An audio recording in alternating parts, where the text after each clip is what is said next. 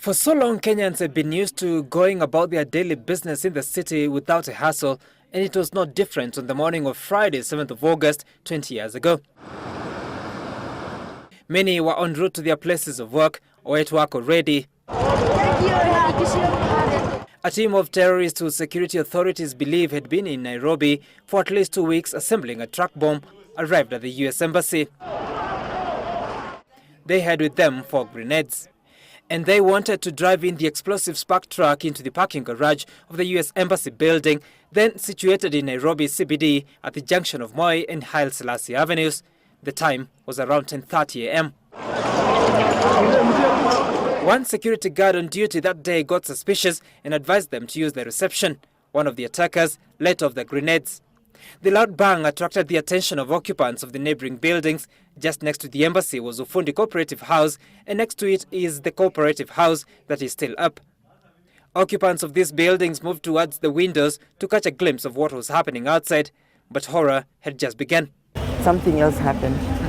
Just had a very, very loud bang, and then I saw something like a bright cloud moving up. Then the next thing I knew, I was lifted up.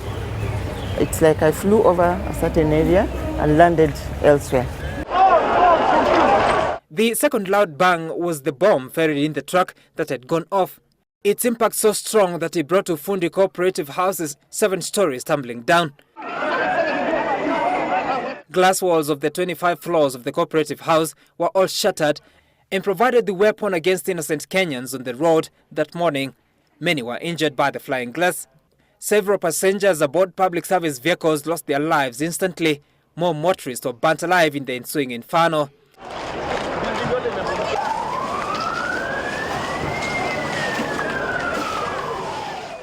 The scene was horrific and chaotic, a mix of confused victims and Kenyans eager to help but limited on how. At the embassy, which was taking the heat of the blast, the power generator and electric cabling had caught fire. The Pride of America had turned into a death trap. 12 Americans working at the embassy died in the incident. In total, at least 46 US Embassy workers succumbed.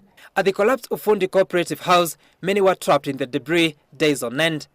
A few were lucky to be rescued with the aid of sniffer dogs and Israeli officers joining the rescue team. At least 224 people in total died in the incident. Dozens more have since died out of complications that came with the blast. Kenya had become the launching pad of Al-Qaeda's terror attacks against the US. Almost simultaneously, the Dar es Salaam US Embassy was also attacked, killing 12. But why? People really should sort their problems without terrorizing others.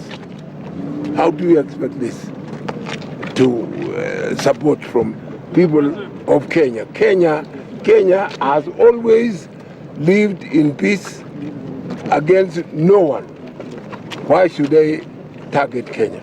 Ambassador Prudence Bushnell had unsuccessfully warned her seniors of the impending attack. Her advisory was classified as medium threat, but that dark Friday changed how Kenya and the world view terror. Sam Gituku, Citizen TV, Nairobi.